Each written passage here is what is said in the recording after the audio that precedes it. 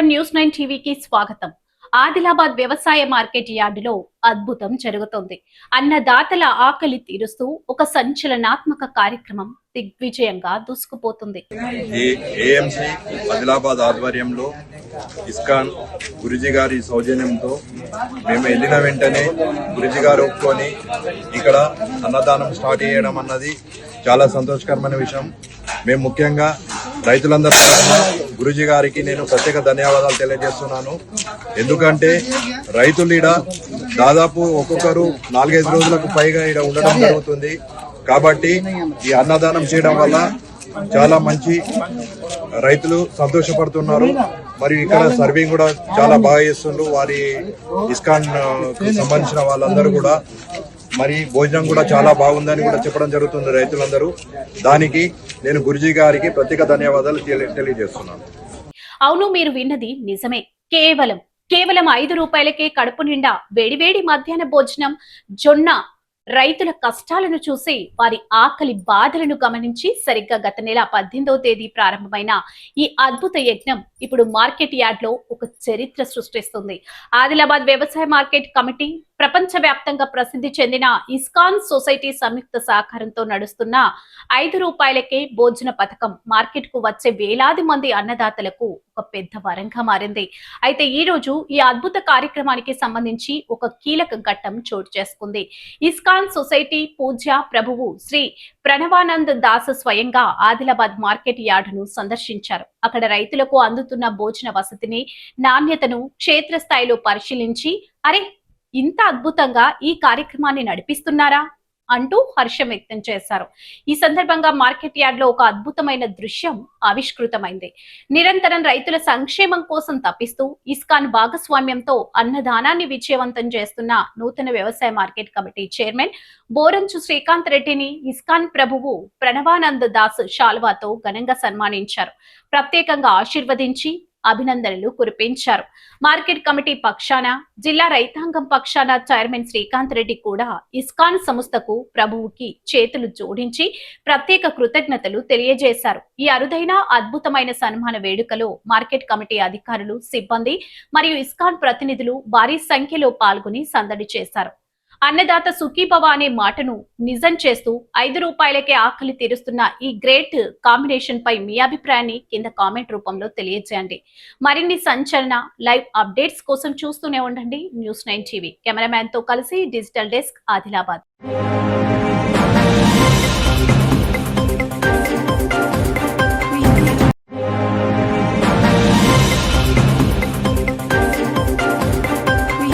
నమస్కారం న్యూస్ 9 టీవీకి స్వాగతం. దొంగతనం అంటే ఎలా ఉంటుంది? యజమానులు ఎప్పుడు నిద్రపోతారా, ఎప్పుడు పారిపోదామా అని దొంగలు టెన్షన్ పడుతుంటారు.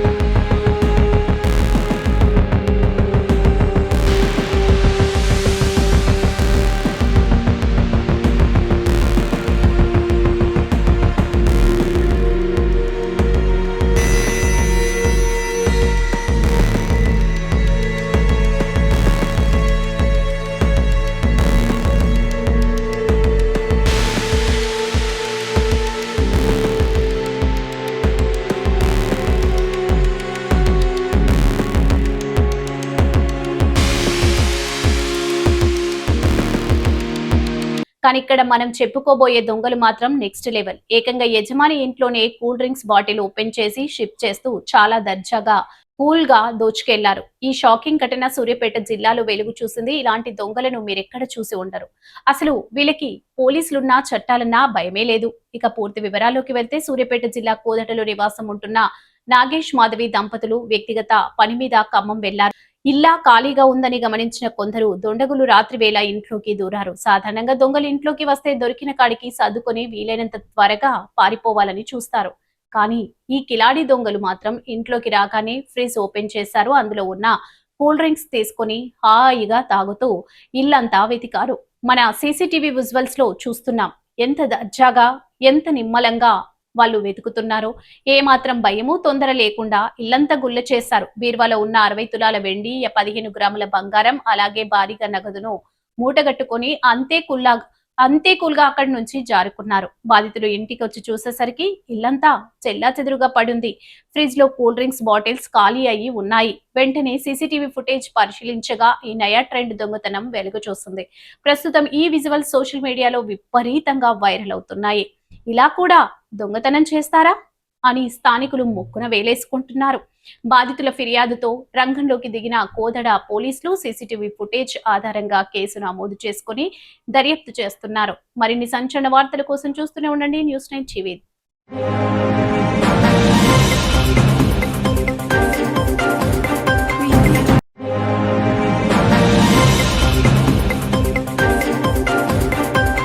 నమస్కారం, న్యూస్9 టీవీకి స్వాగతం. వడ్డించేవాడు మనవాడైతే బంతిలో ఎక్కడ కూర్చున్నా పర్లేదు అన్న చందంగా తయారైంది మంచిర్యాల జిల్లాలోని ఒక ప్రముఖ పుణ్యక్షేత్రం పరిస్థితి. దేవుడి సొమ్ము తింటూ దేవుడికే నామం పెడుతున్నారు కొందరు అవినీతి తిమింగలాలు. భక్తుల నమ్మకాన్ని నట్టేట ముంచుతూ తమ జేబులు నింపుకుంటున్నారు ఎండోమెంట్ అధికారులు. రెండో వేములవాడగా ఎంతో చరిత్ర కలిగిన భక్తుల కోరిన కోరికలు తీర్చే మంచిర్యాల జిల్లా బెల్లంపల్లి మండలం కన్నాల గ్రామ పంచాయతీ పరిధిలోని శ్రీ బుగ్గ రాజేశ్వర ఆలయంలో జరుగుతున్న ఘోరాలు ఇప్పుడు తీవ్ర సంచలనం రేపుతున్నాయి. అసలు అక్కడ ఏం జరుగుతుంది? దేవుడి గుడిలో దోపిడీ దారుణం ఏ స్థాయిలో ఉందో ఇప్పుడు చూద్దాం. సర్వశ్రేష్టమైన మహామహిమాన్విత దివ్య ధామ పుణ్యక్షేత్రమే బుగ్గ అన్నాడు. బుగ్గ అంటే 3 కొండల మధ్యలో నిరంతరము బుడబుడా అని ఒక లిప్త కాలం కూడా ఆకుండా స్వామిని సేవించే క్షేత్రమే బుగ్గ. అంటే పూర్వకాలంలో యతీశ్వరులు, నాగసాధువులు, యోగి పుంగవులు తపస్సు చేసింది. మహాశివరాత్రి పర్వకాలంలో వారు పరమశివుడి గురించి తపస్సు చేసిండు. వాళ్ళ తపస్సుకు మెచ్చి సాక్షాత్తు పరమశివుడు ఈ 3 కొండల మధ్యలో వేసినని చెప్పి ఆనవాయినాయి. పూర్వకాలం చోళరాజులు అంటే 11వ శతాబ్దము, కాకతీయులు 15వ శతాబ్దము. ఈ విధంగా రాణి రుద్రమాదేవి కూడా ఈ ప్రాంతం వచ్చి వారు ఈ స్వామివారిని ఇక్కడ బస చేసి స్వామివారి దగ్గర కొంత పునరుద్ధరణ చేసి స్వామివారిని యొక్క డెవలప్మెంట్ చేసుకుని వెళ్ళినట్టు ఆనవాళ్ళు ఉన్నాయి. అంత గొప్ప దేవాలయానికి ఈ మధ్యకాలంలో చక్కటి రోడ్ అయింది. ఇంతకుముందు రోడ్డు లేకుండే. కాబట్టి ఇంత గొప్ప దేవాలయానికి సర్వ సౌకర్యాలు ఉండాలి. అదేవిధంగా స్వామివారి సేవలో కూడా అందరూ కూడా పాల్గొని బ్రహ్మాండంగా ఉండాలి. రెండవది ఏంటంటే ఈ యొక్క దేవాలయం చాలా విశిష్టమైనది. ఎందుకంటే గంగా స్వామివారి యొక్క జటాజూటమై నాగదేవతలు వచ్చి స్వామిని పూజిస్తుంది. కాబట్టి నిరంతరం ఆగే దేవాలయం దాదాపుగా 200 దేశాలు లేదు. అంటే ఒక భారతదేశం కాదు, 200 దేశాల్లో కూడా 24 గంటలు 365 రోజులు ఒక లిప్త కాలం కూడా ఆకుండా స్వామిని సేవించే క్షేత్రం మంచిర్యాల డిస్టిక్ బెల్లంపల్లి కన్నాల గ్రామంలో ఉన్నది. దట్టమైన కీకారణ్య అరణ్యంలో ఉన్నది. కాబట్టి ఈ దేవాలయం దర్శించుకున్న వారికి కూడా పునర్జన్మ శుద్ధమై ఈ గంగదేవిని తాగడం వల్ల రోగనాశిని దుఃఖనాశిని పాపనాశిని పోయి సకల మానవులు పునీతులు అవుతారని చెప్పి నమ్మకంతో మహాశివరాత్రి పర్వకాలంలో లక్షల మందిలో పబ్లిక్ ఉంటారు. అదేవిధంగా కార్తీక మాసం, శ్రావణ మాసంలో విశేషంగా దినం వస్తుంది. అందరూ కూడా చక్కగా పట్టించుకొని ఈ దేవాలయం ఇంకా పైకి దేవాలయం కోరుతూ ఆలయ అర్చకుడు ప్రజాక్షేమాన్ని కోరుతూ స్వామివారికి అన్ని తీర్ల అనుకూలంగా ఉండాలి, అన్ని తీర్ల భోగభాగ్యాలు అందరికీ కలగాలని ఆశిస్తూ దీప నైవేద్యాలకే గతి లేదు. 2 గుట్టల మధ్య స్వయంగా వెలిసిన ఆ స్వామివారికి కనీసం దీప నైవేద్యాలు పెట్టే భాగ్యం కూడా కలగడం లేదు. భక్తులు భక్తితో హుండీలో వేసిన కానుకలు దేవుడి కైంకర్యాలకు పోవడం లేదు. నేరుగా ఎండోమెంట్ అధికారుల జేబుల్లోకి వెళ్తున్నాయి. భక్తుల సొమ్ముతో అధికారులు ఇష్టారాజ్యంగా వ్యవహరిస్తూ సొంతానికి వాడుకుంటున్నారనే షాకింగ్ ఆరోపణలు వస్తున్నాయి. ఆఫీస్ ఎక్కడో ఎవరికీ తెలియదు. ఇదో విచిత్రమైన సామ్రాజ్యం. కనీసం ఎండోమెంట్ ఆఫీస్ ఆలయ ప్రాంగణంలో ఎక్కడుందో ఎవరికీ తెలియదు. అధికారులు ఎప్పుడొస్తారో ఎప్పుడు పోతారో దేవుడికే ఎరక. మహిళా భక్తులకు తీవ్ర అవమానం. ఇక్కడ కోనేరులో స్నానం చేసిన మహిళా భక్తులు దుస్తులు మార్చుకోవడానికి కనీసం ఒకటంటే ఒక్క రూమ్ కూడా లేదు. కనీసం వాష్రూమ్ సౌకర్యం కూడా లేక మహిళలు నరకం చూస్తున్నారు. అధికారుల కళ్లకు ఈ ఇబ్బందులు ఎందుకు కనిపించడం లేదు? మీ ఆడవాళ్లకు ఇలాంటి పరిస్థితి వస్తే ఊరుకుంటారా అధికారులారా అని భక్తులు ఆగ్రహం వ్యక్తం చేస్తున్నారు. ఇక అన్నిటికంటే పెద్ద షాకింగ్ నిజం ఏంటంటే అటెండరే ఇక్కడ సుప్రీంకోర్టు. అతడే చెప్తే వేదం, అతడు రాస్తేనే రూల్. ఆలయ ఈవో విధులన్నీ ఇక్కడ ఒక అటెండర్ చూసుకుంటున్నాడట. ఆఫీస్ రికార్డులు సైతం ఆలయంలో ఉండవు. నేరుగా అటెండర్ ఇంటి వద్దే దర్శనమిస్తాయి. అతను చెప్పినప్పుడే డైలీ హాజరు రికార్డులో మిగతా వారు సంతకాలు చేయాలి. రోజువారీగా సంతకాలుండవు. ఒకేసారి 2-3 నెలలకు కలిపి సంతకాలు గుద్దుతారట. ఇంతకంటే ఘోరం ఎక్కడైనా ఉంటుందా? ప్రభుత్వ అర్చకుడికి చెక్, ప్రైవేటు పూజారులతో దందా. ప్రభుత్వం నియమించిన అధికారిక అర్చకుడు ఉన్నప్పటికీ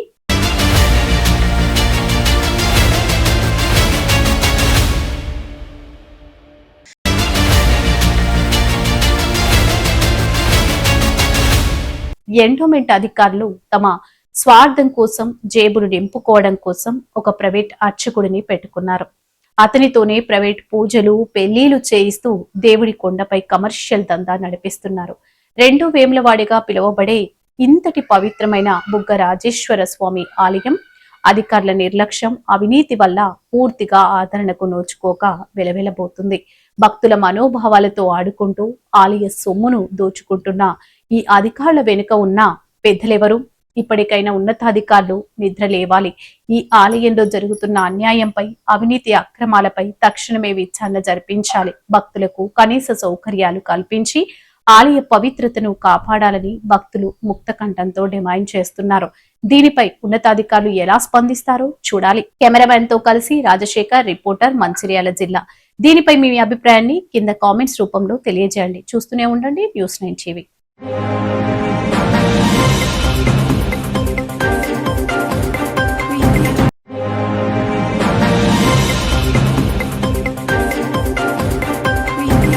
నమస్కారం, News9 టీవీకి స్వాగతం. స్పా కేంద్రాల పేరుతో గుట్టు చప్పుడు కాకుండా జరుగుతున్న చీకటి వ్యాపారంపై మల్కాజ్గిరి పోలీసులు ఉక్కుపాదం మోపారు.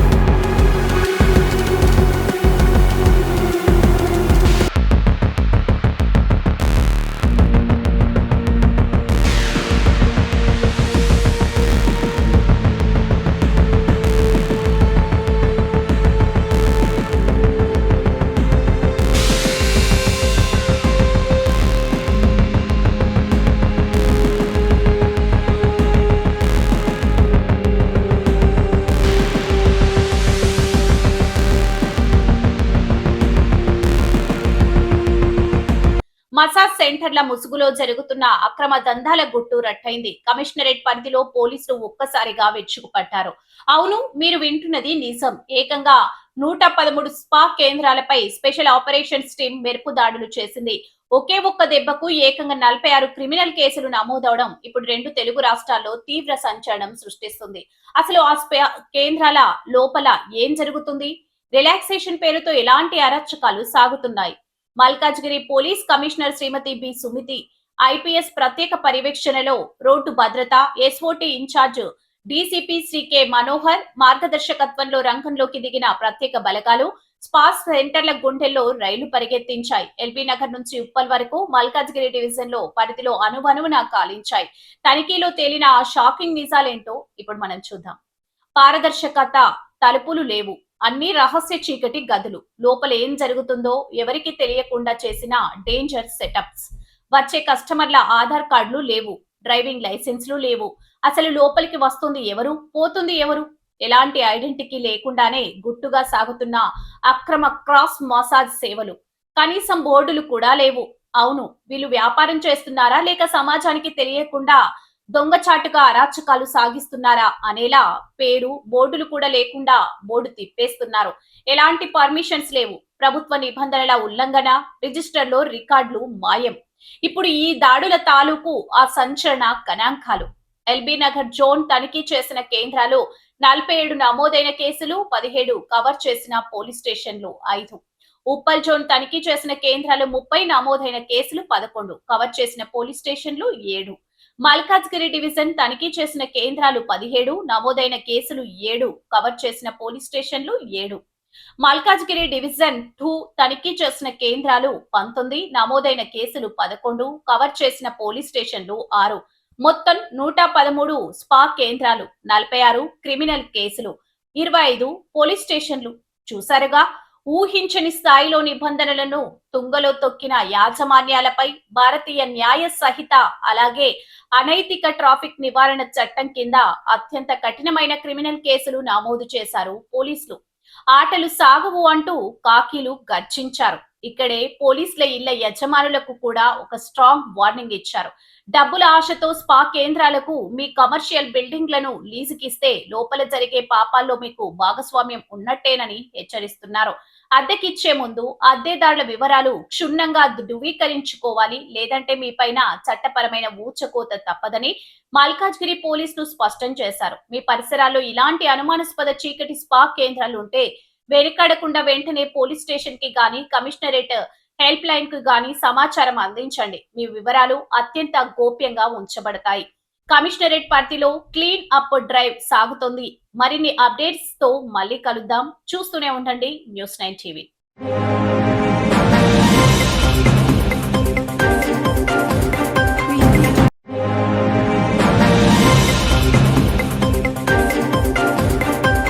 నమస్కారం, న్యూస్9 టీవీకి స్వాగతం. జగిత్యాల రాజకీయాలు ఒక్కసారిగా హీటెక్కాయి. అధికార ప్రతిపక్ష నేతల మధ్య మాటల తూటాలు పేలుతున్నాయి. ప్రభుత్వ కార్యక్రమాల్లో ప్రోటోకాల్ వివాదం చినికి గాలివానలా మారుతుంది. మీ పేడ్ బ్యాచ్ తోని జై కాంగ్రెస్ అనుకుంటూ ఇష్టం వచ్చినట్టు చేయించుకుంటూ ఆయన ఎంపీ గారు మీ పక్కన మిమ్మల్ని పక్కనుంచుకునే కదా మాట్లాడింది. ఏం మాట్లాడిండ్రు? నా కార్యక్రమాలు చాలా ఎక్కువ ఉన్నాయి, నేను అసలే 2 గంటలు ఆలస్యంగా వచ్చిన, ఆలస్యంగా కూడా రావడానికి కారణం రైతులకు ఏదో కొత్తగా యూరియా యాప్ తీసుకొచ్చిండ్రు, దానితో కష్టాలు అవుతున్నాయి. నిజామాబాద్ డిస్టిక్లో అక్కడ ధర్నా చేస్తున్నారు, పెద్ద ఎత్తున రాస్తా రోకో చేస్తున్నారు. అందుకోసం చుట్టూ నేను 45 కిలోమీటర్లు ఎక్స్ట్రా తిరిగి రావాల్సి వచ్చింది, అందుకే 2 గంటలు ఆలస్యమైంది. ఇంకా కార్యక్రమాలు చాలా ఉన్నాయి, ఇది నా మొదటి కార్యక్రమం. అందుకే ప్రజలకు అక్కడ ఉన్నటువంటి డాక్టర్ స్టాఫ్ అందరికీ కూడా అభినందనలు చెప్తూ దాంతోపాటు లాస్ట్ ఆన్ రికార్డ్ చెప్తున్నా, చలో ఎమ్మెల్యే గారు ఉంటానని చెప్పి వెళ్ళిండ్రు. అక్కడి నుంచి చెప్పి మాత్రం వెళ్ళిండ్రు, చాలా మర్యాదనే మాట్లాడి వెళ్ళిండ్రు. ఏదో మీరు లేకముందు కార్యకర్తలందరినీ చుట్టూ పెట్టుకొని మైకులు పట్టుకొని అవహేళన చేస్తూ మాట్లాడలేదు మీలాగా. ఎంపీ గారు పోయిన తర్వాత మీ కార్యకర్తలందరినీ చుట్టేసుకొని మైకులు పెట్టుకొని ఇష్టం ఉన్నట్టు అవహేళన చేస్తూ మాట్లాడలేదు. మిమ్మల్ని పక్కకు పెట్టుకునే బాజాబ్తా ఉన్న విషయం అడిగిండ్రు, ఉన్న విషయం మాట్లాడిండ్రు. అఫీషియల్ ప్రోగ్రాంలో రాజకీయాలు ఎందుకు చేస్తారు? రాజకీయాలు చేయకండి, ప్రజలకు ఉపయోగపడే పనులు చేయండి, కలుపుకొని పోదామనే కదా మాట్లాడింది. నిన్న మీరు పిఎం ఆవాస్ మీ పేడ్ బ్యాచ్తోని కనీసం మహిళలం కూడా అక్కడ ఉన్నామనే సోయి లేకుండా ఇష్టం ఉన్నట్టు అసభ్య ప్రవర్తన చేపించిండ్రు మీరు. నిజంగా చెప్తున్నా, మా అసలు ఒక్కరు నీ యొక్క 100 మంది పేడ్ బ్యాచ్తో సమానం. నీ కార్యకర్త అంటావా, నీ కాంగ్రెస్ కార్యకర్త అంటావా, నువ్వు ఏదైనా అనుకో. మా కార్యకర్తలకి డబ్బులు ఇవ్వడం, నిన్ను బతిమలాడి నీ కార్లకు స్టిక్కర్లు వేయించుకొని బతిమలాడి ఇక్కడ నీ వాళ్ళకి డబ్బులు ఇచ్చుకొని నువ్వే పెట్రోల్ పోయించుకొని నువ్వే బండ్లు పెట్టించుకొని బతిమలాడి నీ పేడ్ బ్యాచ్ని కొంతమందిని తీసుకొని వచ్చినావు కదా. అసలు సిసలైన మా కాషాయ కార్యకర్త నిక్కార్సుగా ఉంటాడు. ఒక్క రూపాయి ఆశించకుండా నేల మీద పడుకోమన్నా పడుకుంటాడు, పచ్చి కారం మెతుకులు తినమన్నా తింటాడు. గుండెల నిండా అభిమానంతో ఎక్కడికంటే అక్కడికి ఒక్క సింగిల్ రూపాయి కూడా ఆశించకుండా అభిమానంతో పార్టీ కోసం పనిచేసేటటువంటి వ్యక్తి కాషాయ కార్యకర్త, బీజేపీ కార్యకర్త. అటువంటిది గౌరవ ఎంపీ గారు వస్తున్నారంటే స్వచ్ఛందంగా ఎక్కడికక్కడ Raikal rural, Raikal town, Jagtial rural, Jagtial టౌన్లో ప్రోగ్రామ్స్ ఉన్నాయని అందరూ కూడా స్వచ్ఛందంగా తరలి రావడం జరిగింది. కానీ నువ్వు నిన్న చేసింది ఏంటి? మహిళలకు అవమానకరం, మహిళలు ఉన్నారని చూడవు, నువ్వు పక్కకు ఎవరున్నారని చూడవు, అసభ్య ప్రవర్తన. పైగా ఎంపీ గారిని అవమానించే విధంగా, ఒక అతిథిగా వచ్చి అవమానించే విధంగా మీరు మాట్లాడడం. అమృత్ స్కీమ్, అమృత్ 2.0 కింద రాయకల్ మున్సిపాలిటీకి 15 కోట్లు మంజూరైనాయి. ఆ పైసలు ఎక్కడికి పోయినాయి? ఏదో దొంగ కంపెనీ చూపిస్తున్నారు. ఏమైనా అంటే సీఎం రేవంత్ రెడ్డి చుట్టము, మనం ఏం మాట్లాడొద్దు అని అధికారులకే బెదిరింపులు. మున్సిపల్ కమిషనర్ కానివ్వండి, కాన్సర్న్ డిపార్ట్మెంట్ ఇంజనీర్లకు కానివ్వండి. అక్కడ తీరా చూస్తే కొబ్బరికాయ కొట్టి ఇన్ని నెలలు అయిపోయినా కూడా వాటర్ ట్యాంక్ పనులు లేవు, సంపు పనులు లేవు, పైప్ లైన్ పనులు అసలే లేవు. రాయకల్ మున్సిపాలిటీ పరిస్థితి అది. నిన్నటి దాకా ఒక లెక్క, ఇప్పటి నుంచి ఒక లెక్క అన్నట్లుగా BJP fire brand Jagtial incharge doctor Boga Sravani స్థానిక ఎమ్మెల్యేపై కనీవిని ఎరగని రేంజ్ లో ఫైర్ అయ్యారు.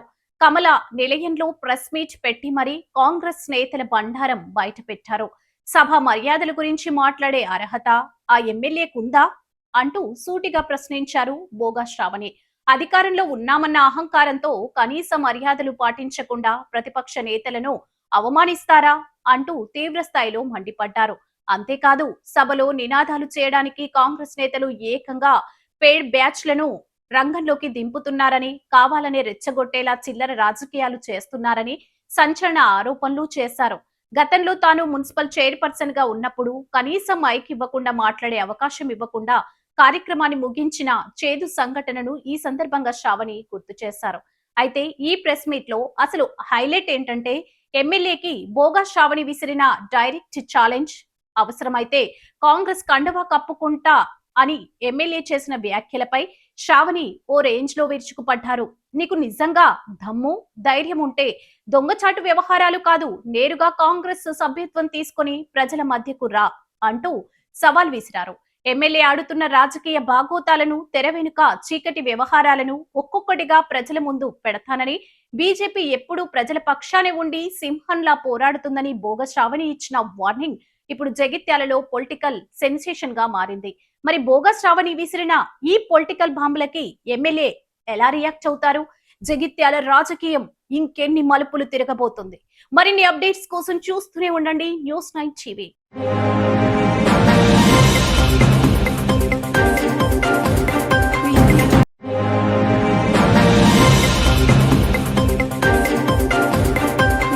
నమస్కారం, News9 టీవీకి స్వాగతం. జీవితాంతం రక్తాన్ని చెమటగా మార్చి ఆర్టీసీ సంస్థ కోసం పగలు రాత్రి అనే తేడా లేకుండా చక్రం తిప్పిన కార్మికులకు చివరికి మిగిలింది కన్నీళ్లేనా? దశాబ్దాల పాటు ప్రయాణికులను సురక్షితంగా గమ్య స్థానాలకు చేర్చిన ఆ చేతులు నేడు తమ సొంత హక్కుల కోసం రోడ్డు మీదకు వచ్చి యాచించాల్సిన దయనీయ పరిస్థితి ఎందుకొచ్చింది? ఇది ముమ్మాటికి ఆర్టీసీ యాజమాన్యం, ప్రభుత్వాల క్రూరమైన నిర్లక్ష్యమేనా? అవును, ఇప్పుడు హైదరాబాద్ నడిబొడ్డున ఉన్న ఆర్టీసీ క్రాస్ రోడ్స్ లో జరుగుతున్న సంచలన పరిణామాలు చూస్తుంటే ఎవరైనా రక్తం మరిగిపోక మానదు. పదవి విరమణ చేసి నెలలు కాదు ఏళ్లు గడుస్తున్న రిటైర్మెంట్ బెనిఫిట్స్ ఇవ్వకుండా ప్రభుత్వం ఆడుతున్న సైకో గేమ్ కు వ్యతిరేకంగా ఆర్టీసీ రిటైర్డ్ ఉద్యోగుల రణబేరి మోగించారు. ఏ బస్ భవన్ లో అయితే తన జీవితాలను దారపోశారో అదే బస్ భవన్ ముందు ఇప్పుడు ఆకలి కేకలు వేస్తూ ఉపవాస దీక్షకు దిగడం రాష్ట్ర వ్యాప్తంగా పెను దుమారం రేపుతుంది. అయ్యా వృద్ధాప్యంలో ఉన్నాం, జబ్బుల బారిన పడ్డాం, కనీసం మందుల పిల్లులు కట్టుకోవడానికి కూడా చేతిలో చిల్లి గవ్వలేక ప్రాణాలు అరచేతిలో పెట్టుకుని బతుకుతున్నామంటూ ఆ వృద్ధ జీవులు కన్నీరు మున్నీరవుతున్న తీరు ప్రతి ఒక్కరిని కాల్చివేస్తుంది. తమకు చట్టబద్ధంగా రావాల్సిన గ్రాట్యుటీ, పిఎఫ్, లీవ్ ఎన్క్వాస్మెంట్ తదితర ప్రయోజనాలను ఎందుకు తొక్కిపెట్టారు? రిటైర్డ్ కార్మికుల సొమ్ముతో ప్రభుత్వం పబ్బం గడుపుకుంటోందా అన్న తీవ్ర విమర్శలు ఇప్పుడు వెల్లువెత్తుతున్నాయి. తమను నిర్దాక్షిణ్యంగా గాలికి వదిలేసిన యాజమాన్యం తీరుపై కార్మికులు బగ్గుమంటున్నారు.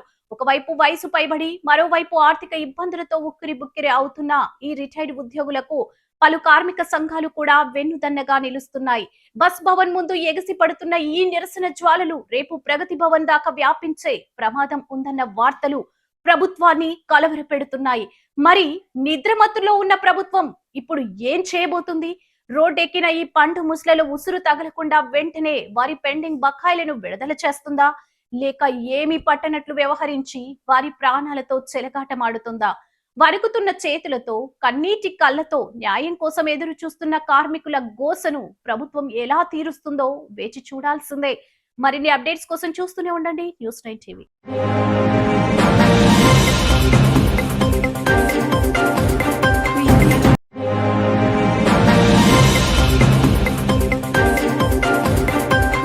నమస్కారం, న్యూస్9 టీవీకి స్వాగతం.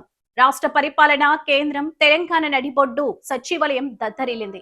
అవును, మీరు వింటున్నది నిజమే. పేద విద్యార్థుల పాలిట వరంగా మారిన ఫీజు రియంబర్స్మెంట్ పథకం ఇప్పుడు రాష్ట్రంలో అగ్గి రాజేస్తుంది.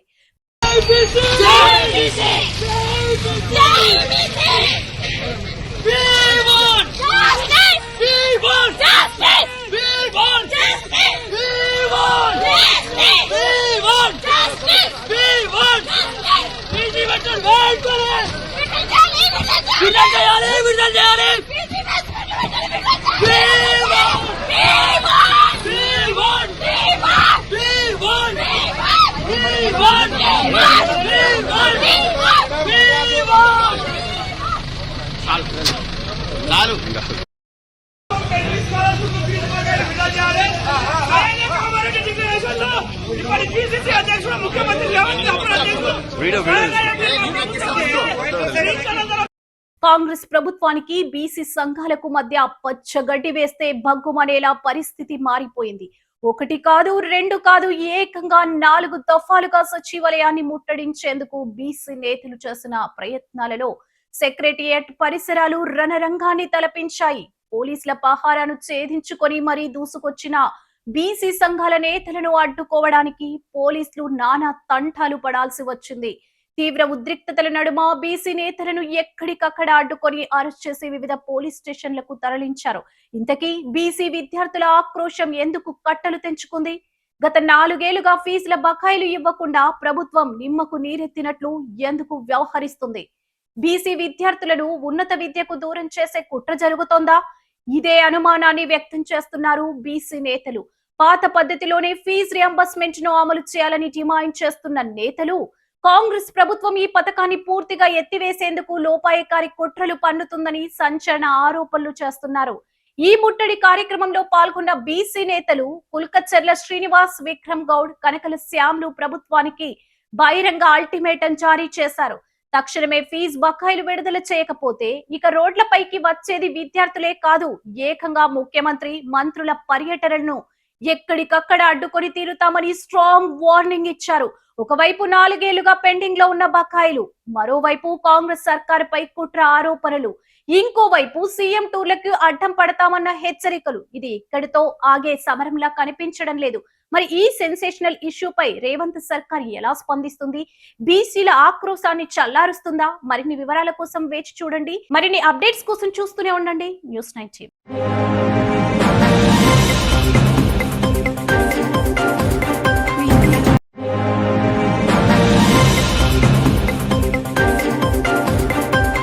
నమస్కారం, న్యూస్9 టీవీకి స్వాగతం. బ్రేకింగ్ న్యూస్ చూస్తున్నా గుండెలు పిండేసే ఘోర విషాదం. వింటూనేంటేనే రక్తం గడ్డకట్టేంత భయంకరమైన ఘటన మేడ్చల్ జాతీయ రహదారిని ఎత్తురోడింది. ఒక సంతోషకరమైన ప్రయాణం క్షణాల వ్యవధిలో ఊహించని మృత్యువుగా మారింది. అసలు అక్కడ ఏం జరిగింది? కళ్ళెదుటే మృత్యువు దూసుకొస్తే ఆ క్షణం ఎలా ఉంటుంది? కరీంనగర్ నుండి హైదరాబాద్ కు ఎంతో ఉత్సాహంగా తమ పనుల నిమిత్తం కారులో బయలుదేరింది ఆ కుటుంబం. కారు సాఫీగానే వెళ్తుంది. ఇంకొద్ది సేపట్లో గమ్యస్థానం చేరుకుంటామనుకున్నారు. కానీ వారికి తెలియదు మృత్యువు లారీ రూపంలో తమ కోసం పొంచి ఉందని. మేడ్చల్ పోలీస్ స్టేషన్ పార్టీలోకి రాగానే హైవేపై ఒక్కసారిగా పెను విధ్వంసం. అవతలి వైపు నుండి దూసుకొస్తున్న ఓ భారీ లారీ డ్రైవర్ నియంత్రణ కోల్పోయి ఏకంగా డివైడర్ దూకి గాల్లోకి లేచి కరీంనగర్ నుండి వస్తున్న కారు మీదకు మృత్యు పాశంలా పడింది. తప్పించుకునే అవకాశం లేదు. కనీసం ఏం జరుగుతుందో అర్థం చేసుకునే లోపే జరగాల్సిన ఘోరం జరిగిపోయింది. కారు పూర్తిగా నుజ్జునుజ్జైంది. రేకుల డబ్బాను నలిపివేసినట్లుగా కారు బొమ్మలా మారింది. ఆ కారులో ఉన్నది ఒక తండ్రి, ఒక తల్లి, వారి చేతికొచ్చిన కొడుకు. ఏ ఆసుపత్రికి తీసుకెళ్లే అవకాశం కూడా లేకుండా ముగ్గురు అక్కడికక్కడే విగత జీవులుగా మారారు. ఉదయం నవ్వుతూ ఇల్లు దాటిన ఆ కుటుంబం ఇప్పుడు రక్తపు మడుగులో విగత జీవులై పడి ఉన్నారు. ఒక్క ప్రమాదం ఒక కుటుంబాన్ని సమూలంగా తుడిచిపెట్టేసింది. ఇంతకీ ఆ లారీ డ్రైవర్ ఏం చేస్తున్నాడు? నిద్ర మత్తులో ఉన్నాడా, లేక మధ్య మత్తులో స్టీరింగ్ వదిలేశాడా? డివైడర్ దాటి వచ్చి మరి 3 ప్రాణాలను బలి తీసుకున్న ఆ రాక్షస లారీ వెనుక ఉన్న నిర్లక్ష్యం ఎవరిది? ఈ ఘోర ప్రమాదంపై గ్రౌండ్ జీరో నుండి మరిన్ని వివరాలు అందించేందుకు మా కరెస్పాండెంట్ రిపోర్టర్ లైవ్ లో ఉన్నారు. అసలు అక్కడ పరిస్థితి ఏంటి, పోలీసులు ఏమంటున్నారు? మరిన్ని అప్డేట్స్ కోసం చూస్తూనే ఉండండి News9 TV.